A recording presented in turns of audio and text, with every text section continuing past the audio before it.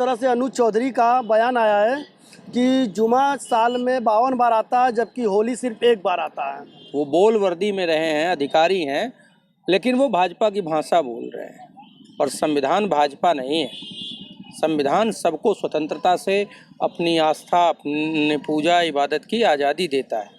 उस अधिकारी को सस्पेंड किया जाना चाहिए इस बात के लिए, क्योंकि किसी भी पुलिस अधिकारी को इस तरीके से इन चीज़ों पर प्रेस कॉन्फ्रेंस करने की कोई इजाज़त संविधान नहीं देता। क्या हिंदू और मुसलमानों को बांटने का प्रयास है? देखिए, ये बिल्कुल हिंदू मुस्लिम करने का एक रणनीति है, और जिसमें एक पुलिस अधिकारी होते हुए वो भूमिका निभा रहे हैं जिसकी कठोर आलोचना होनी चाहिए। नहीं है अनुज चौधरी भाजपा से जुड़े हों, MIM से जुड़े हों, यही दो लोग ऐसे हैं जो कि धार्मिक कट्टरता फैलाते हैं। सवाल ये है कि आप जब वर्दी पहनते हैं तो आपको धर्म या जाति सूचक शब्द या ऐसी भावनाएं, ऐसी बातें करने से परहेज करना चाहिए।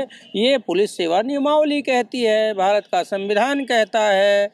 किसी के प्रति दुराग्रह ना हो, कोई दंगा ना हो, कोई बलवा ना हो, कोई किसी का एट्रोसिटी ना कर पाए, ये जिम्मेदारी उनकी है। वो जिम्मेदारी छोड़ के अगर वो राजनीतिक बयानबाजी करते हैं तो वो सोचें, क्या वो जो कसम परेड में उन्होंने कसम खाई थी, शपथ ली थी इस संविधान की, क्या उसको वो निभा पा रहे हैं? संविधान के तहत जो है कि अपना काम करें, और वरना यह देश और खराब स्थिति में हो जाएगा। जिस तरह मणिपुर में दंगा फैला था, आज भी वो वही सुलझा नहीं, वहाँ की देश की स्थिति सुधरी नहीं, वैसा हर प्रदेश में ऐसा कर देंगे ये लोग। योगी जी का जो समर्थन है वो इस वजह से आया है क्योंकि योगी जी खुद चाहते हैं कि उनके 8 साल के कार्यकाल पे चर्चा न हो, और 8 साल के कार्यकाल पे चर्चा की जगह हिंदू मुस्लिम डिबेट ले ले। रमज़ान का महीना चल रहा है तो उनकी अपनी आस्था है, वो इसमें परहेज करते हैं, तो हमको भी उनकी भावनाओं का ख्याल रखना चाहिए और वो लोग भी हमारी भावनाओं का ख्याल रखें।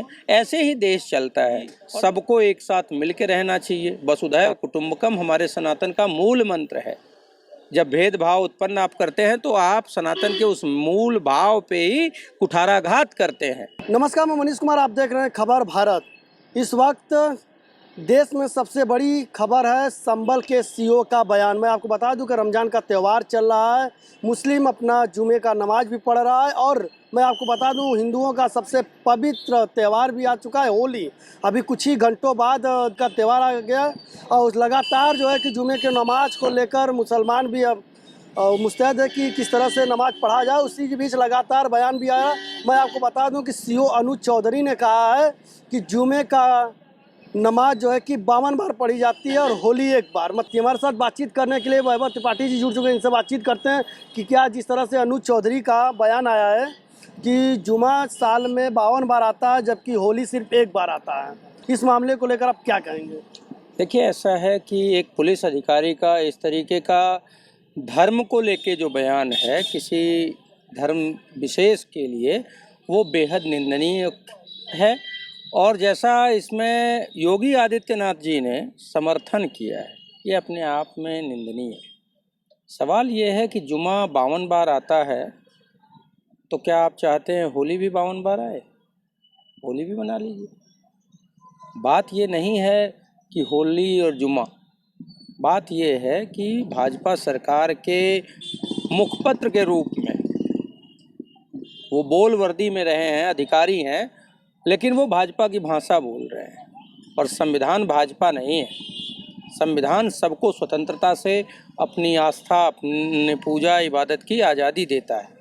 तो मुझे लगता है कि उस अधिकारी को सस्पेंड किया जाना चाहिए इस बात के लिए, क्योंकि किसी भी पुलिस अधिकारी को इस तरीके से इन चीज़ों पर प्रेस कॉन्फ्रेंस करने की कोई इजाज़त संविधान नहीं देता।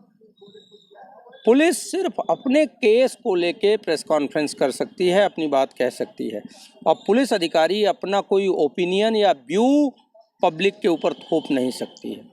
लेकिन ये बताइए कि योगी जी का, मुख्यमंत्री का भी समर्थन हो गया है और अनुज चौधरी जो है कि नेता की भाषा बोलने लगे हैं। वो सीईओ पद पर हैं और दूसरी तरफ सोशल मीडिया पर उन्हें हीरो बना दिया गया है। इस वक्त अनुज चौधरी की चर्चा चल रही है, हीरो बनाकर उन्हें सोशल मीडिया पर इस तरह से दिखाया जा रहा है। तो क्या लगता है आपको कि जिस तरह से अनुज चौधरी का बयान है, क्या हिंदू और मुसलमानों को बांटने का प्रयास है? देखिए, ये बिल्कुल हिंदू मुस्लिम करने का एक रणनीति है, और जिसमें एक पुलिस अधिकारी होते हुए वो भूमिका निभा रहे हैं जिसकी कठोर आलोचना होनी चाहिए।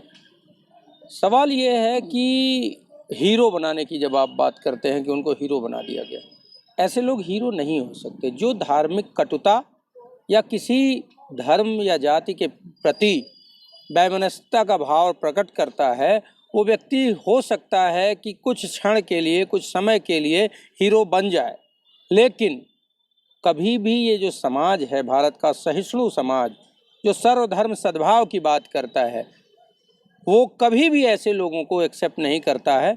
इसका इतिहास है, उठा के आप देख लीजिए। अनुज चौधरी का जो लिंक है बताया जा रहा है कि भाजपा से है। नहीं, वो कोई बात नहीं। हर व्यक्ति किसी न किसी विचार से जुड़ा हो सकता है, उसमें कोई आपत्ति नहीं है। अनुज चौधरी भाजपा से जुड़े हों, MIM से जुड़े हों, यही दो लोग ऐसे हैं जो कि धार्मिक कट्टरता फैलाते हैं, लेकिन वो किसी से जुड़े हों वो अलग विषय है। सवाल ये है कि आप जब वर्दी पहनते हैं तो आपको धर्म या जाति सूचक शब्द या ऐसी भावनाएं, ऐसी बातें करने से परहेज करना चाहिए। ये पुलिस सेवा नियमावली कहती है, भारत का संविधान कहता है, तो इसको जिम्मेदारी उनकी है। और जो मुख्यमंत्री उनको समर्थन देने की बात कर रहे हैं, समर्थन कर रहे हैं, वो मुख्यमंत्री कितने दिन रहेंगे पहले ये देख लीजिए। सरकार बदलने के बाद क्या मुख्यमंत्री ये समर्थन उनके साथ रहेगा? तो मुख्यमंत्री जाने वाले हैं, तो मुख्यमंत्री नहीं, लेकिन उनको तो नौकरी करनी है ना।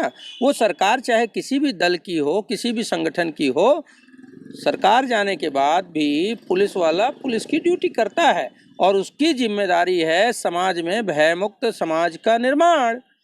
किसी के प्रति दुराग्रह ना हो, कोई दंगा ना हो, कोई बलवा ना हो, कोई किसी का एट्रोसिटी ना कर पाए, ये जिम्मेदारी उनकी है। वो जिम्मेदारी छोड़ के अगर वो राजनीतिक बयानबाजी करते हैं तो वो सोचें, क्या वो जो कसम परेड में उन्होंने कसम खाई थी, शपथ ली थी इस संविधान की, क्या उसको वो निभा पा रहे हैं?